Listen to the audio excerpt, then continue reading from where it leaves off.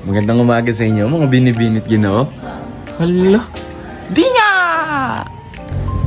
So, ang agenda natin ngayong umaga.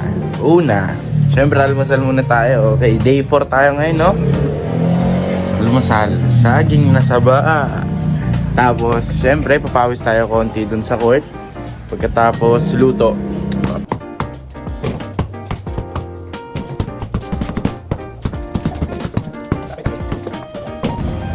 Tapos na tayo magpapawis sa baba, no? Pero ano pa lang yun, morning papawis. Tapos ngayon luto muna tayo, mag-prepare tayo ng pagkain ng pamilya para mamaya. Dapat pag lalaki ka, all around, no? Ngayon tuturuan ko kayo paano magluto ng ulam na hindi lang basta nakakain, masarap din. So yun, naisipan ko na lang na mamalengke muna sa Libertad bago. Ayan, yawa, oy, napakainit talaga. Hindi ko na maintindihan ng panahon. Ay, Diyos ko. Yan, nagsasalita-salita pa. Ayun, nasa Libertad na tayo. Tapos, yan yung mga napamili ko, guys. Itlog, saba, tokwa, tas sobrang init sa labas. Di nga. Grabe. Ayan, ngayon, kakauwi lang natin. Time check tayo. 11 na ng umaga. Luto naman tayo ngayon ng escabeche. Let's go! Wata! So ngayon papakita ko sa inyo kung paano nga ba magluto ng escabecheng isda ala John Mel, no? Bale yan, nakita nyo, naka-ready na lahat. Ang tawag dito, mise en place. Di ko talaga ito ginagawa, naka-vlog lang kasi. Kaya kailangan ko pakita na malinis. Eh kung walang vlog yan, sige, hiwa doon, hiwa dito. Ngayon unahin muna natin, syempre, yung panggisa.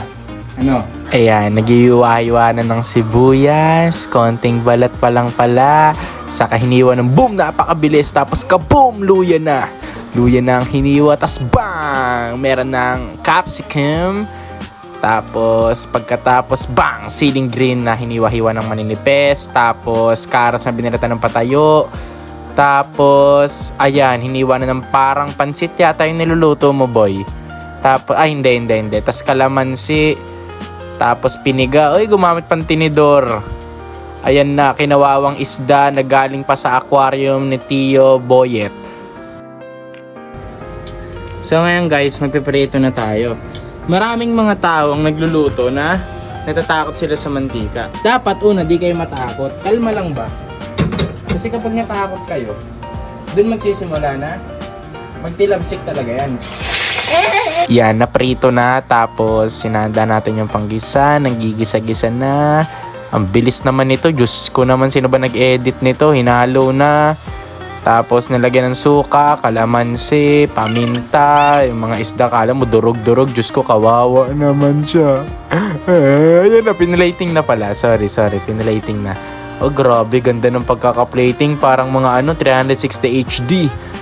Tapos bang, meron pang ano bang tawag dito? Ano bang tawag dyan? Anong tawag doon? So yun guys, tanungin natin yung kapatid ko kung nasarap ba. Masarap ba?